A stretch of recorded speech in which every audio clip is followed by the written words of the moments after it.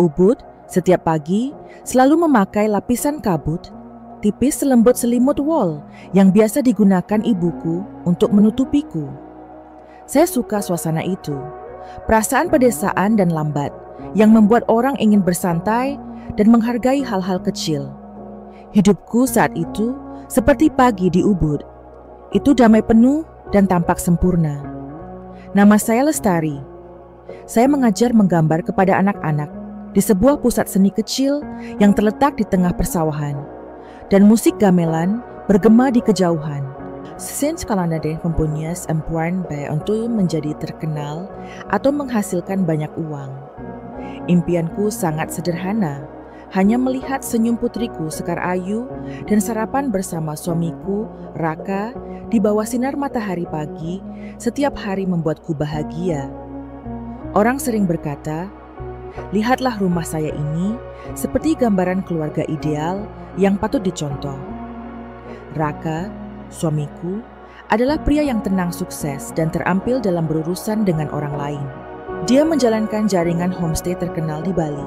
Selalu sibuk, namun masih meluangkan waktu untuk mengantar Sekar ke sekolah atau memasak makan malam bersama saya di akhir pekan.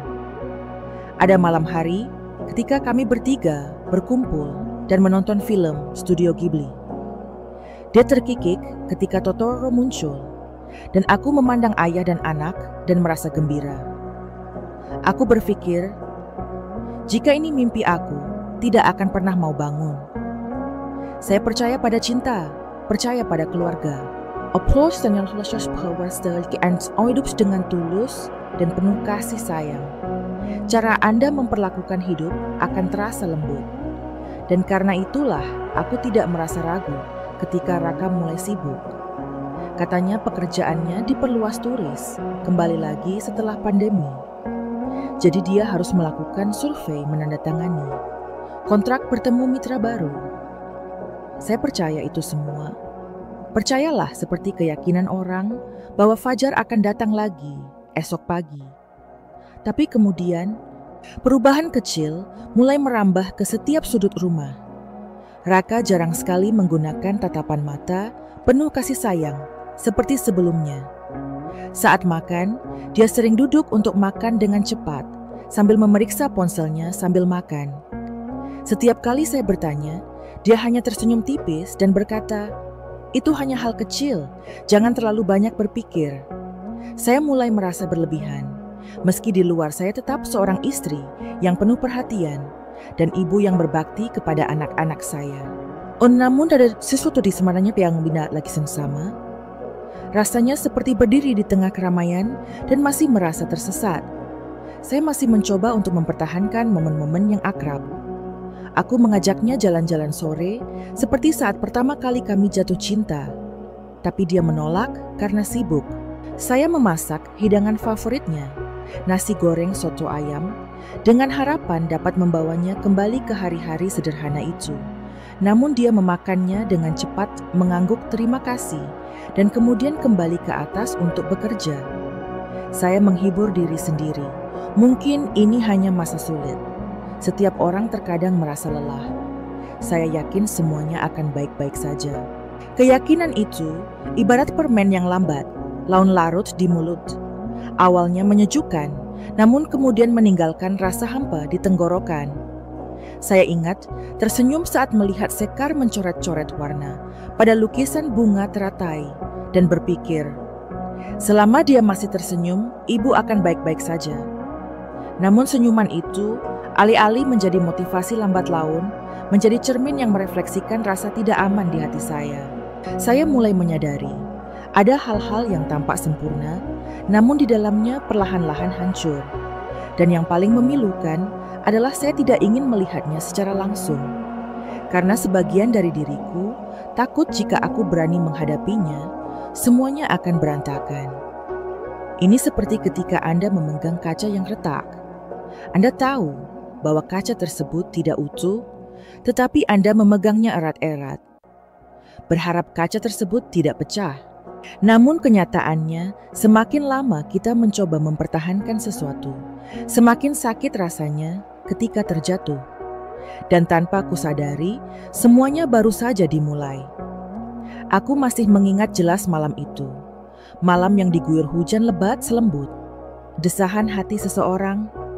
Sekar tidur nyenyak di kamarnya sambil memeluk boneka beruang kesayangannya.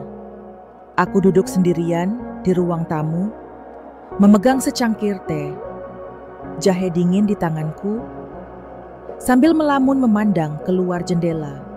Tetesan air hujan, setetes demi setetes, ke atas atap besi, bergelombang menimbulkan suara mantap, seperti detak jantung, menunggu sesuatu terjadi.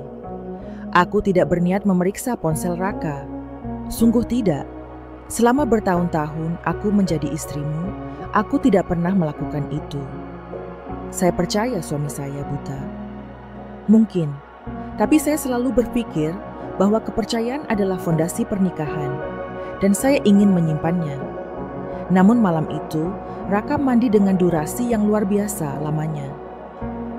Ponselnya tepat berada di atas meja layarnya, menyala dengan notifikasi yang terlihat jelas. Cahaya itu menarik mataku seperti sihir. Saya tidak ingin melihat, tapi aku melihat.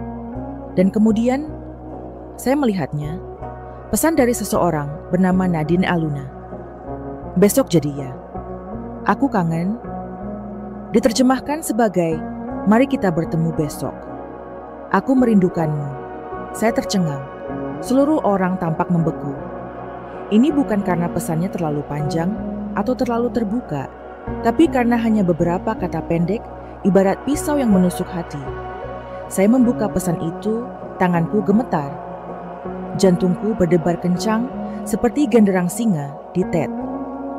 Tidak ada seorang pun di sekitarku yang bertanya, haruskah aku melakukan ini? Jadi aku mengikuti intuisiku. Perasaan yang dimiliki seorang wanita ketika dia tahu dia akan dikhianati. Rantai pesan tampak seperti film gerak lambat. Ada kata-kata manis janji pertemuan rahasia. Dan yang paling menyakitkan adalah ada hal yang pernah Raka lakukan untukku. Sekarang dia mengulanginya, tapi tidak denganku, tapi dengan gadis lain. Dia memanggilnya Abang. Sapaan manis yang saya gunakan saat menjalin hubungan jarak jauh. Ia mengirimkan foto selfie setiap pagi dan malam tersenyum. Cerah rambutnya sedikit tergerai dengan pesan, apakah kamu sudah makan? Dan Raka yang pernah berkata, aku benci mengirim pesan, membalas dengan sangat cepat banyak. Saat itu saya tidak menangis, aneh sekali. Aku hanya duduk di sana diam. Rasanya seperti ada kekosongan di hatiku yang baru saja dihilangkan udaranya. Saking kosongnya emosi, tak bisa keluar. Saat Raka keluar dari kamar mandi, rambutnya masih menetes. Aku masih duduk di sana, memegang ponselnya di tanganku. Dia menatapku. Matanya sempat panik, lalu langsung berubah dingin, seolah sedang membela diri. Tak perlu aku bertanya. Siapakah Nadine? Karena semuanya sudah jelas. Raka hanya berkata, berikan teleponnya padaku. Saya menjawab dengan kalimat ringan. Apakah ada yang ingin Anda katakan? Terjadi keheningan panjang di antara kami, lalu dia menghela nafas seolah lelah dan hanya mengucapkan satu kalimat. Maaf. Aku tertawa, tidak keras, hanya bersuara lembut seperti tertawa dalam hati. Saya bertanya lagi, apa yang Anda minta maaf? Karena curang atau karena ketahuan? Raka tidak menjawab. Matanya menghindariku, ibarat anak kecil yang tahu perbuatannya salah, tapi tak berani meminta maaf. Saya tidak berteriak, saya tidak memukul, saya tidak menangis. Aku hanya berdiri menuju kamar. Sekar berbaring di sampingnya, memeluknya erat. Aroma susu bayiku membantuku mempertahankan ketenangan terakhir. Saat itu aku hanya tahu satu hal. Aku tidak bisa membiarkan putriku tumbuh di rumah yang penuh kebohongan. Tapi aku juga tidak bisa mengambil keputusan apapun saat hatiku hancur. Keesokan paginya, matahari masih terbit. Sinarnya masih masuk melalui tirai seperti setiap hari. Tapi bagiku, Ada sesuatu yang mati di dalam iman.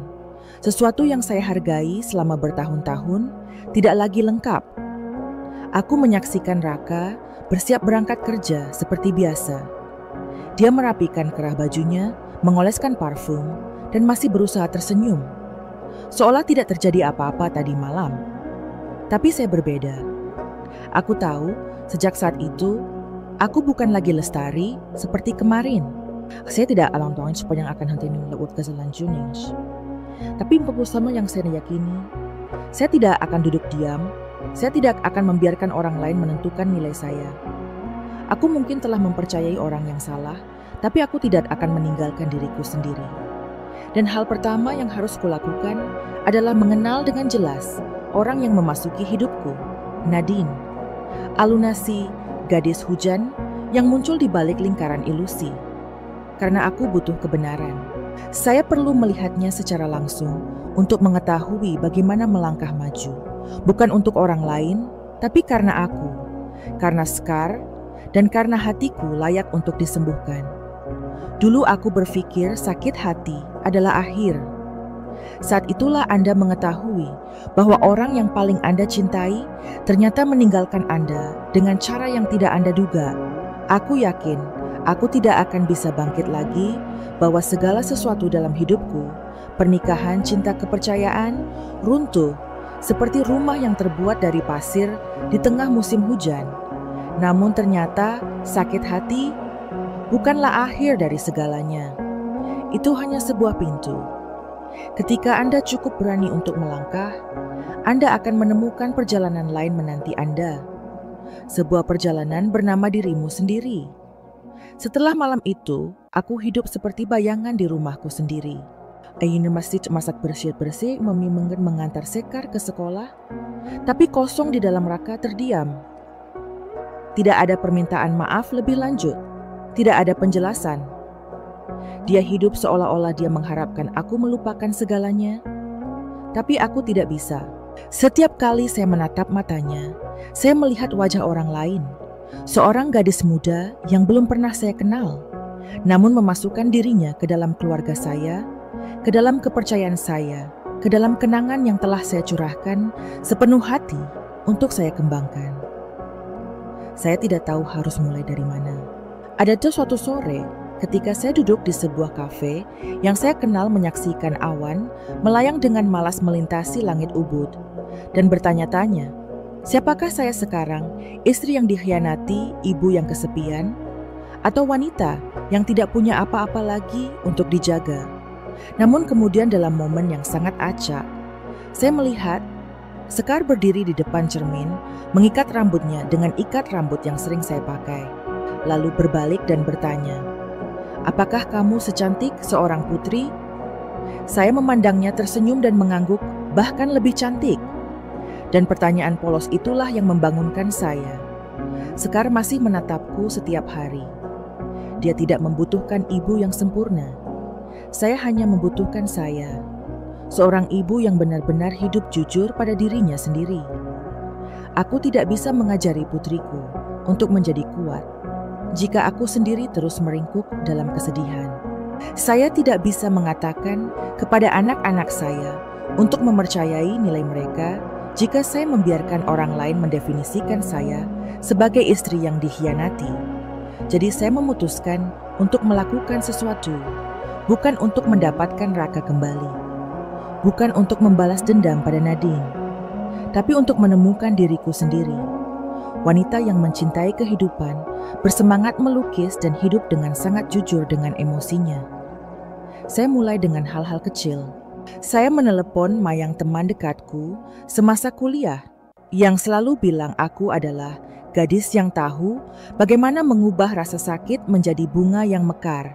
Saya memintanya untuk pergi ke toko teh herbal yang biasa kami berdua kunjungi setiap kali salah satu dari kami.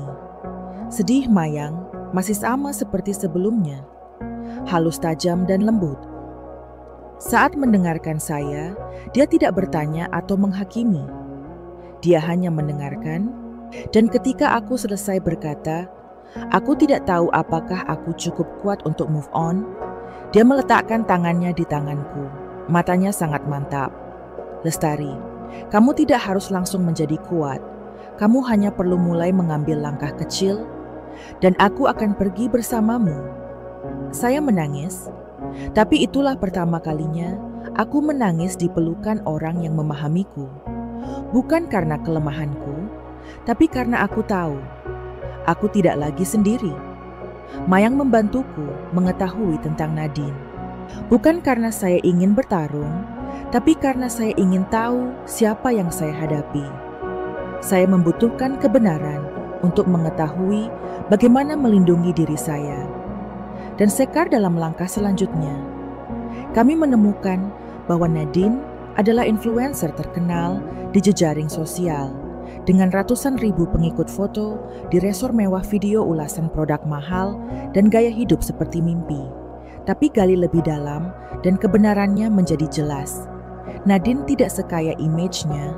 Dia mencoba untuk hidup dalam cangkang terus-menerus, melakukan PR untuk merek-merek yang tidak diketahui asal-usulnya untuk menghasilkan uang, memiliki banyak pinjaman online tanpa jaminan, dan terutama selalu mencari pria yang lebih tua dan berstatus tinggi sebagai sebuah strategi.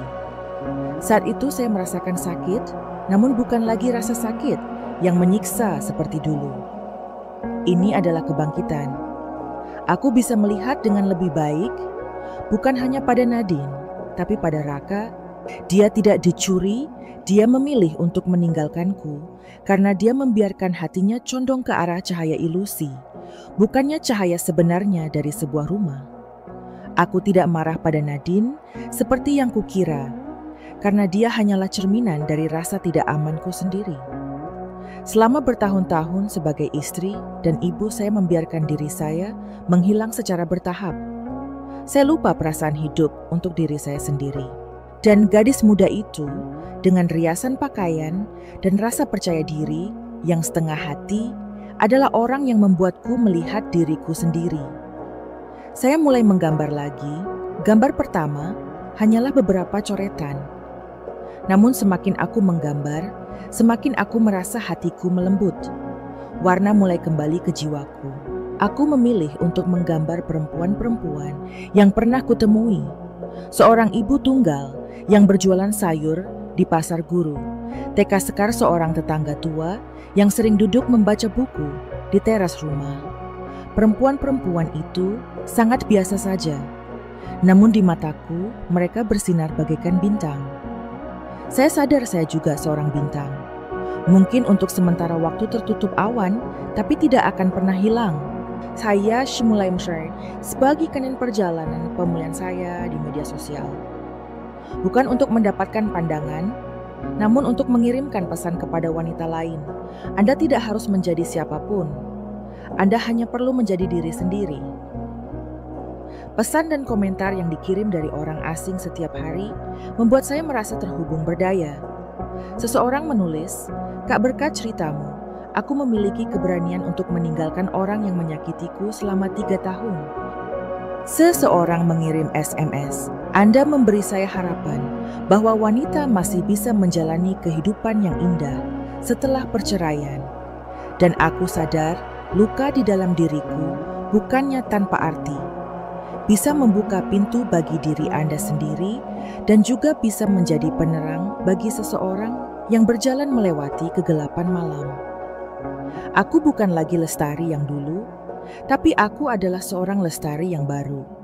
Lebih lembut, lebih kuat, dan lebih sadar akan nilai diriku dibandingkan sebelumnya. Kesakitan bukanlah akhir dari segalanya. Ini hanya pengingat, inilah waktunya untuk mencintai diri sendiri lagi. Dan kali ini, cinta tanpa syarat. Saya tidak menyangka titik balik dalam hidup saya akan dimulai dengan pameran lukisan kecil-kecilan di suatu sore yang hujan. Rintik-rintik di Ubud hari itu, saya hampir tidak berencana untuk pergi. Cuacanya suram dan hatiku lelah. Namun Mayang bersikeras menarikku keluar rumah. Dia berkata, "Kamu tidak bisa hanya duduk dan menggambar dalam kegelapan selamanya. Lestari, keluarlah sebentar, hirup udara baru. Siapa tahu, mungkin ada sesuatu yang menunggumu di balik tembok penderitaan ini." saya tidak lagi memiliki kekuatan untuk menolak.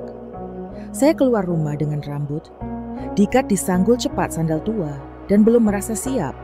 Namun di sanalah, di tengah ruangan yang memajang lukisan warna-warni dan gelak tawa orang asing, saya bertemu halaman luar angkasa Brahma, pria yang membawa cahaya berbeda di hari-hari yang tampaknya gelap di hatiku. Dia bukan tipe orang yang menarik perhatian sejak awal. Tidak ada suara, tidak ada kesombongan.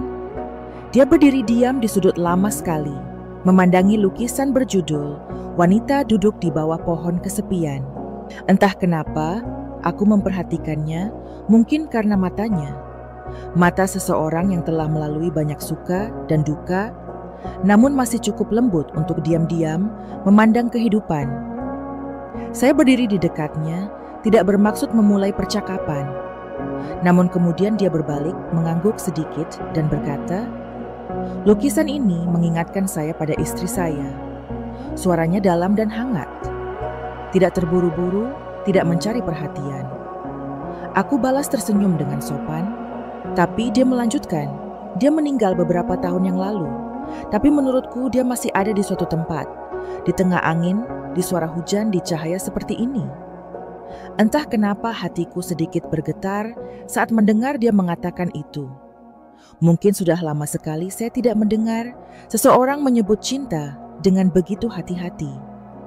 Kami ngobrol sedikit kebanyakan tentang lukisan dan warna.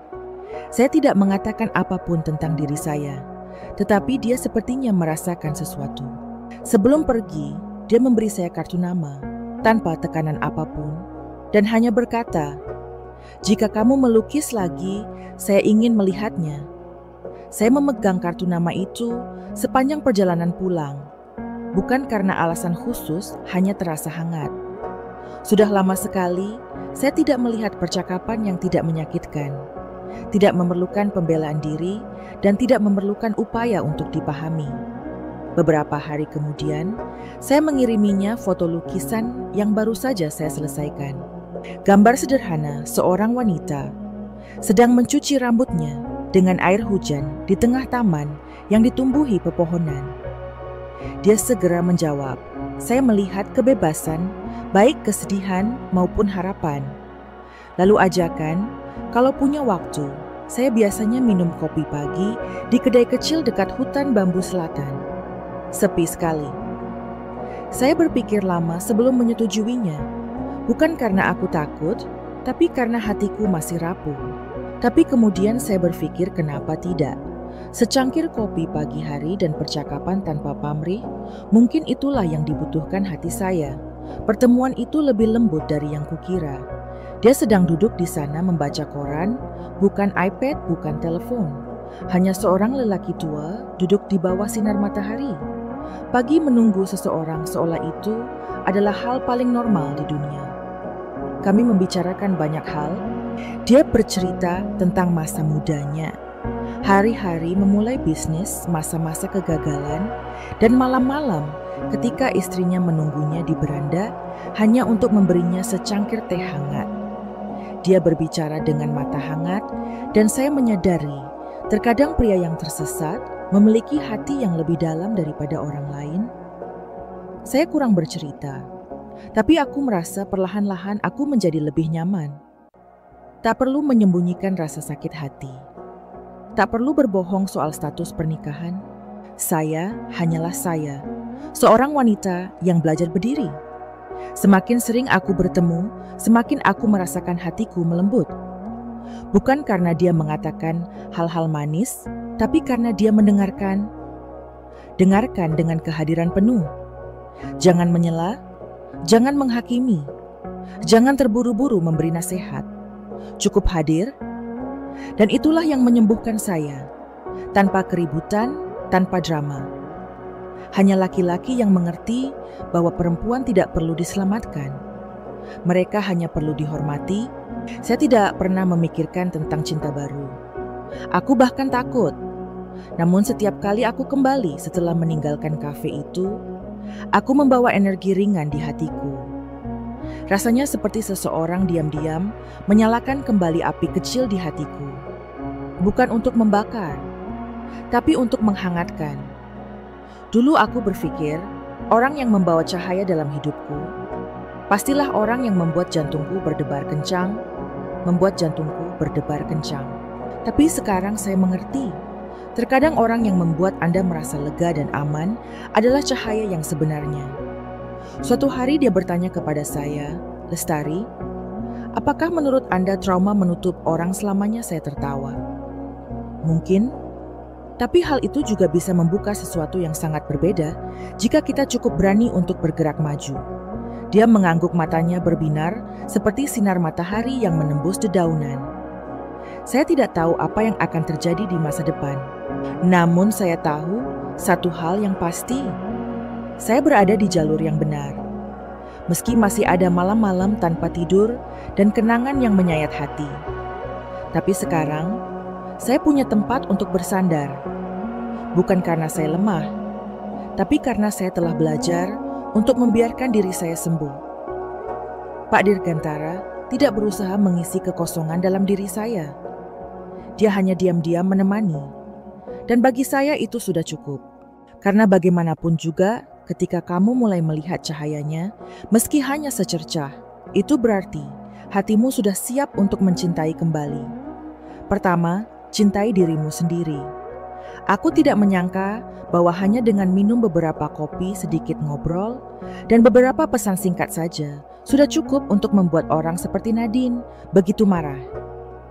Tapi memang benar, ada orang yang tidak butuh banyak alasan untuk merasa terancam. Apalagi ketika yang mereka takuti kehilangan bukanlah cinta, melainkan kendali. Aku tidak tahu persis kapan Nadine mengetahui hubunganku dengan Pak Dirgantara. Bisa jadi karena sebuah foto secara tidak sengaja masuk ke dalam cerita seseorang. Mungkin karena seorang kenalan kebetulan melihat kami bersama di sebuah bincang-bincang tentang seni. Atau sekadar firasat, sesuatu yang sangat sensitif bagi wanita seperti dia. Apapun itu, aku tahu begitu. Nadine mulai memperhatikan, dia tidak akan duduk diam. Mayang adalah orang pertama yang memperingatkanku. Suatu malam, dia mengirim pesan, tadi ku dengar. Nadine mulai melontarkan beberapa sindiran di media sosial. Ditujukan padamu. Aku menghela nafas tidak terkejut. Saya sudah siap secara mental untuk ini. Tetapi saya tidak menyangka hal itu akan terjadi begitu cepat. Tentu saja dia tidak memanggilku dengan nama, hanya beberapa baris yang tampaknya tanpa tujuan. Ada perempuan yang sangat pandai berperan sebagai korban untuk naik ke posisi yang tidak pantas mereka dapatkan. Orang ketiga tidak hanya merusak pernikahan, tapi juga menghancurkan hubungan ayah anak. Kalimat-kalimat tersebut disertai dengan foto bunga krisan yang sudah layu atau secangkir teh dingin, seolah-olah sebuah sandiwara sedih yang dipentaskan dengan cermat. Saya tidak marah, hanya merasa menyesal. Aku merasa kasihan pada seorang gadis yang bahkan belum dewasa dan dengan cepat membawa ambisi yang lebih besar dari hatinya. Nadine memiliki penampilan luar yang tajam, namun di dalam dirinya ada seorang gadis yang selalu takut ditinggal. Hubungan antara dia dan ayahnya, Pak Dirgantara, sudah penuh keretakan, dan saya sengaja atau tidak menjadi alasan baginya untuk melampiaskan amarahnya untuk meyakinkan dunia. Dialah alasan segalanya runtuh. Awalnya aku berniat untuk diam. Namun kemudian, saya mau start ya. Ada hal-hal yang Stephen kata tidak diungkapkan dengan jelas, orang akan menganggapnya benar. Saya tidak perlu membenarkan, saya juga tidak perlu membenarkan. Tapi aku harus kuat. Saya memposting artikel pendek di halaman pribadi saya. Jangan menyebut, siapapun jangan mengkritik. Saya baru saja menulis bahwa aku tidak sempurna. Aku pernah terluka dan hancur. Tapi aku tidak pernah menggunakan rasa sakitku untuk menjatuhkan orang lain. Setiap orang punya ceritanya masing-masing. Dan aku percaya, jika kita cukup menghormati satu sama lain, tidak ada seorang pun yang harus menggunakan kebohongan untuk mempertahankan apa yang bukan miliknya. Artikel tersebut mendapat banyak tanggapan positif. beberapa orang membagikan ulang beberapa pesan teks yang memberi semangat. Namun tentu saja ada juga beberapa komentar yang bersifat sarkastik dan anonim. Saya belajar untuk tidak peduli, karena saya paham ketika Anda keluar dari zona nyaman, akan selalu ada orang yang ingin menarik Anda kembali. Bukan karena Anda salah, tapi karena kekuatan Anda membuat mereka merenungkan kelemahannya sendiri. Yang paling mengagetkan saya adalah reaksi Pak Dirgantara. Suyim Mosores, Amkos kedadong ke memimi mengunjungi toko buku, bekas bersemuman sama Dipeja bertanya, apakah kamu merasa seperti sedang terjebak dalam badai yang tidak perlu? Saya memandangnya dan tersenyum lembut. Saya benar-benar berada dalam badai. Sekarang jika hanya angin yang lewat, saya tidak akan takut. Dia terdiam beberapa saat lalu dengan lembut meletakkan tangannya di atas buku tua bertajuk itu, Kebijaksanaan Diam. Kebijaksanaan keheningan, kamu berbeda, Lestari. Aku sudah bertemu banyak orang yang berusaha menggunakan kata-kata untuk menunjukkan kebaikan, tapi kamu tidak melakukannya. Kamu membiarkan tindakanmu yang melakukannya. Saya tidak tahu bagaimana harus merespons. Di hatiku, perasaan hangat berangsur-angsur menyebar, bukan getaran cinta pertama, tapi simpati yang mendalam. Seorang pria yang tidak hanya melihatku, tapi juga melihat bagian terdalam diriku, tempat-tempat yang telah aku lupakan. Tentu saja Nadine tidak berhenti. Dia mulai bertemu dengan kenalan lama. Pak Dirgantara berbisik bahwa saya najis dan janda yang menyembunyikan ambisinya. Dia menyebarkan berita bahwa saya mengincar harta benda reputasi dan kedudukan dalam keluarga. Beberapa orang percaya, beberapa orang terdiam. Namun kemudian hal yang paling ajaib datang darinya. Dia tidak bereaksi dengan amarah. Jangan menyangkal, jangan membela. Namun pada acara kumpul keluarga di hadapan Nadine dan kenalannya, ia hanya berkata dengan lembut, saya tidak membutuhkan siapapun untuk membuktikan apapun kepada saya. Orang yang saya percayai tidak perlu berteriak bahwa mereka tidak bersalah. Mereka hanya perlu mengatakan hal yang benar dan waktu akan membuktikannya. Aku belum pernah melihat Nadine setenang saat itu. Matanya bingung, sedikit marah, sedikit sakit hati dan banyak kekecewaan. Saya tidak sombong, sebaliknya saya merasa sedih. Karena bagaimanapun Nadine hanyalah seorang gadis muda yang berusaha melekat pada gambaran khayalan tentang ayahnya, tentang posisinya dalam kehidupannya. Aku tidak ingin menjadi orang yang menyebabkan dia kesakitan. Tapi aku tidak bisa terus menundukkan kepalaku hanya untuk menyenangkan orang lain. Saya memilih untuk maju, bukan untuk menang atau kalah, tapi untuk menjaga kedamaian yang baru saja saya temukan. Malam itu, ketika aku duduk untuk menulis di buku harianku, aku menuliskan sebuah kalimat yang masih kuingat sampai saat ini. Terkadang, Anda tidak perlu mengalahkan siapapun. Anda hanya perlu terus berjalan melewati mereka, dan saya melakukan hal itu, diam-diam. Bersikaplah tabah, dan jangan melihat ke belakang. Karena saya tahu cahaya sejati tidak perlu diperdebatkan untuk bisa dikenali. Itu hanya perlu terus bersinar. Enteng, diam-diam, dan sangat kokoh. Kelahiran kembali tidak datang dari keajaiban. Tidak tampak terang seperti pertunjukan kembang api. Bagi saya, kelahiran kembali dimulai dari hal-hal yang sangat kecil. Begitu kecilnya, sehingga jika Anda kurang jeli, Anda bisa lewat tanpa menyadari bahwa Anda menghidupkannya kembali sedikit demi sedikit. Saya ingat dengan jelas pagi pertama ketika saya menyisir rambut di depan cermin mengenakan gaun kuning muda. Warna yang sebelumnya saya anggap terlalu populer bagi saya, tapi hari itu saya memakainya. Bukan karena ada yang memujiku, bukan untuk menarik perhatian, tapi hanya karena aku merasa pantas untuk berseri-seri. Dan mungkin untuk pertama kalinya dalam beberapa bulan terakhir, saya melihat ke cermin dan melihat seorang wanita tersenyum pada dirinya sendiri tanpa menyembunyikan air matanya. Saya mulai menerima kolaborasi lagi dengan pusat seni anak-anak. tempat yang pernah saya tolak, karena saya pikir saya tidak punya cukup tenaga. Tetapi sekarang berbeda. Aku ingin berbagi warna, ingin melihat anak-anak dengan penuh semangat mencampurkan setiap potongan cat, ingin mendengar gelak tawa menyebar melalui jendela. Suatu ketika, seorang anak kelas 3 SD bertanya kepada saya, "Guru, mengapa kamu menggambar matahari berwarna oranye dan bukan kuning seperti orang lain?" Aku tersenyum dan menjawab, "Karena matahari setiap orang mempunyai warnanya masing-masing, anakku." Anak laki-laki itu mengangguk lalu menggambar matahari hijau. Saat itulah saya sadar, saya tidak hanya mengajar menggambar.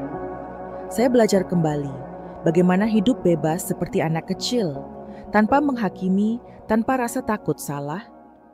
Saya menghabiskan lebih banyak waktu untuk diri saya sendiri, membaca buku di kafe dengan suara aliran sungai bersepeda, mengelilingi sawah mempelajari kembali cara memasak soto ayam yang biasa dibuat ibu saya.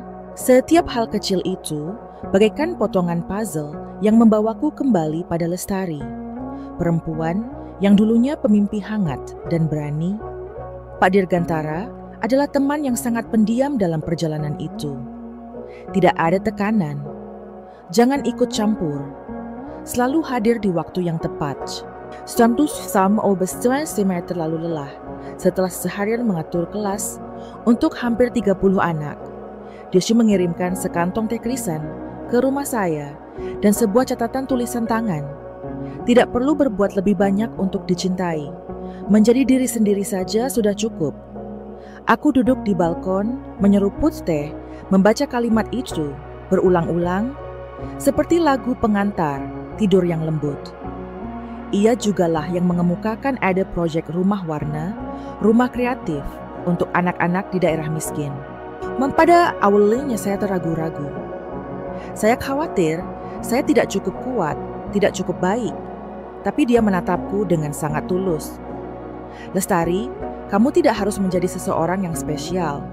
Kamu hanya perlu berani memulainya." Dan saya mulai. Dengan rumah tua yang telah direnovasi beberapa set kuas cat dan banyak keyakinan. Rumah warna lambat laun menjadi destinasi yang familiar.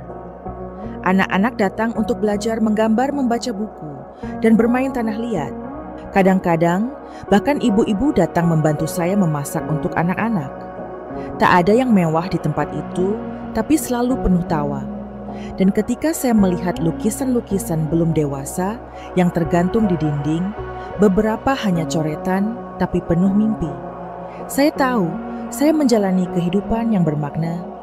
Berkali-kali media kecil di daerah datang untuk mewawancarai saya. Beberapa orang menyebut saya wanita inspiratif. Kedengarannya berbunga-bunga, tapi aku hanya tertawa ringan. Saya tidak mengirimkan apapun. Aku hanya bersikap nyata. Dan ketika Anda hidup jujur, Anda secara alami akan menyentuh hati orang lain. Raka pernah datang ke rumah warna. Dia berdiri di luar pagar. Kayu diam-diam memperhatikan saya mengajari seorang gadis kecil cara memadukan warna ungu dari merah dan biru.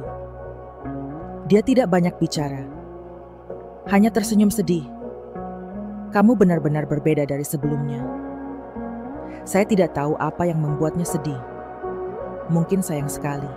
Mungkin juga mengejutkan melihat saya masih berdiri, bahkan lebih cemerlang lagi. Tapi aku tidak butuh penjelasan. Saya tidak lagi menunggu pengakuan Anda. Apa yang saya butuhkan, saya temukan di mata anak-anak, dalam rasa terima kasih para ibu, dan dalam keheningan damai di penghujung hari. Saya tidak kembali untuk membuktikan bahwa saya kuat. Aku kembali menjadi diriku sendiri. Dan kali ini, aku tidak akan membiarkan siapapun membuatku memudar lagi. Kelahiran kembali bagi saya adalah belajar mengatakan tidak pada hal-hal yang menyakiti Anda dan mengatakan ya pada hal-hal yang menghidupkan Anda kembali. Berani menangis saat dibutuhkan, tertawa saat ingin, dan mencintai kehidupan tanpa syarat. Aku tidak tahu kemana perjalanan ini akan membawaku, tapi aku tahu kemanapun aku pergi, aku akan membawa cahaya bersamaku. Bukan cahaya yang menyilaukan yang dikejar orang, tapi cahaya yang membara dan hangat menyala dari hati yang pernah patah dan telah menyembuhkan dirinya sendiri. Pada hari Raka kembali hujan, turun dengan ringan di Ubud. Hujan yang tidak berisik, namun cukup membuat segalanya menjadi lambat dan agak tenang. Saya sedang duduk di ruang kelas rumah warna, sedang menginstruksikan anak-anak membuat model dari karton ketika bayangan yang familiar muncul di luar pintu. Itu kamu? Sudah berbulan-bulan aku tidak bertemu Raka. Sejak pertemuan singkat di luar pagar itu, dia belum kembali lagi. Dan aku juga tidak menduganya. Hidupku penuh dengan cara yang sangat unik. Tapi hari itu, ketika dia berdiri di sana, memegang payung matanya sedikit ragu. Aku tahu dia tidak kembali hanya untuk menyapa. Saya berjalan keluar, menutup pintu kelas dengan lembut, dan membiarkan anak-anak melanjutkan mewarnai mereka. Aku dan dia berdiri di bawah serambi tua yang dulunya merupakan tempat melukisku sendiri. Dia menatapku lama lalu berkata, "Aku merindukanmu." Saya tidak menjawab, bukan karena aku marah, tapi karena emosiku. Saat itu sudah tidak ada namanya lagi. Ini bukan lagi cinta, bukan lagi kebencian. Hening sejenak, seperti saat Anda berdiri di depan pintu yang dulunya Anda kenal, kini tertutup debu seiring berjalannya waktu. Katanya Nadine sudah meninggalkannya, bahwa semuanya tidak seperti yang dia pikirkan, bahwa dia telah kehilangan lebih dari yang berani dia akui. Dia memberitahuku bahwa dia salah-salah sejak dia meninggalkanku sendirian. Sejak dia berpikir bahwa cinta bisa digantikan oleh hal-hal baru yang mencolok saya mendengarkan. Tidak ada gangguan, karena aku paham terkadang orang butuh bicara untuk menenangkan hatinya. Namun dalam hatiku, aku tak perlu lagi menahan tangan yang pernah melepaskanku di tengah badai. Aku memandangnya setenang, biasanya pada malam-malam panjang dengan bantal basah karena air mata. Aku berkata, "Aku tidak membencimu. Sebenarnya aku membencimu. Tapi aku juga bukan Lestari yang dulu kamu kenal." Dia menundukkan kepalanya. Mungkin dia mengerti, pahami bahwa wanita yang selalu ada, selalu menunggu kini, telah belajar hidup tanpa membutuhkan seseorang untuk bersandar. Aku bercerita padanya tentang rumah warna, tentang sore hari yang kuhabiskan untuk melukis bersama anak-anakku, tentang ibu-ibu tunggal yang datang untuk belajar keahlian, tentang hal-hal yang kulakukan, bukan untuk membuktikan apapun, melainkan karena aku merasa punya nilai nyata. Dan saya bercerita tentang Sekar, putri kecil kami, yang kini tahu cara mengikat rambut, tahu cara merawat ibunya, tahu cara bertanya, "Kamu capek?" Setelah hari yang panjang Raka terdiam. Dia berkata, "Saya tidak berpikir Anda bisa berbuat sejauh itu." Saya tertawa. Saya juga tidak berpikir. Tapi ternyata ketika tidak ada orang lain yang bisa diandalkan, saya akan belajar untuk berdiri teguh. Dia bertanya, apakah ada peluang bagi kita? Kesempatan untuk memulai kembali seperti hari-hari pertama. Saya diam.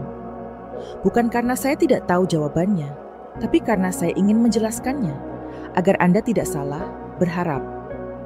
Aku berkata, perlahan dan jelas, "Aku akan selalu menjadi ibu Sekar, dan aku harap kamu akan menjadi ayah terbaik yang bisa dia miliki." Dia mengangguk, matanya merah. "Aku tahu kamu menyesal, namun terkadang penyesalan saja tidak cukup untuk memperbaiki apa yang telah rusak. Apalagi ketika lawan bicara sudah belajar untuk mencintai dirinya sendiri, daripada berusaha mempertahankan cintanya dengan setengah hati." Raka pergi setelah pembicaraan itu. Tidak ada lagi janji, tidak perlu lagi menahan diri. Hanya dua orang yang pernah saling mencintai, saling menyakiti, dan kini sudah cukup dewasa untuk membiarkan satu sama lain pergi dengan damai. Saya kembali ke kelas anak-anak, masih berkicau dan tertawa. Seorang gadis kecil meletakkan gambar matahari di tanganku dan bertanya, "Nona, apakah mataharimu bahagia hari ini?" Saya melihat gambar itu dan tersenyum. Ya, mataharimu selalu bersinar karena kamu sendiri yang tahu cara bersinar. Dan memang demikian adanya. Saya telah belajar bahwa tidak peduli siapa yang datang atau pergi, saya masih bisa bersinar dengan diri saya sendiri. Jika saya tidak melupakan nilai diri saya, tidak untuk dilihat orang lain. Einstein jatuh tentang kenin so diri. Tak sepenuhnya sin lembut dan utuh, seperti sehangatnya sinar matahari setelah hujan. Dulu aku berpikir bahwa kebahagiaan adalah bersama seseorang yang mencintaimu sepenuh hati. Tapi bagaimanapun juga, aku sadar kebahagiaan sejati dimulai saat kamu cukup mencintai dirimu sendiri, hingga tidak lagi mengharapkan seseorang datang dan mengisi kekosongan kami. Saya dan Pak Dirgantara tidak memulai dengan pernyataan cinta romantis. Juga tidak ada karangan bunga cerah atau musik apapun yang diputar di momen-momen penting. Pada suatu sore, ketika matahari terbenam di sela-sela pepohonan, dia dengan lembut berkata, "Aku tidak tahu tentang masa depan, tapi jika kamu setuju, aku ingin menjalani sisa hari-hariku bersamamu dengan rasa hormat, dengan kebaikan, dan dengan segala hal yang selembut." Mungkin saya tidak langsung menjawab. Aku punya banyak alasan untuk menolak. Aku hancur terluka, takut akan kebahagiaan, dan kemudian menghilang seperti ilusi. Tapi jauh di lubuk hati aku tahu, aku bukan lagi wanita seperti dulu. Aku telah melewati badai, dan aku masih berdiri di sini tabah. Dan aku pantas mendapatkan cinta yang tidak membuatku ragu. Pernikahan kami sangat sederhana.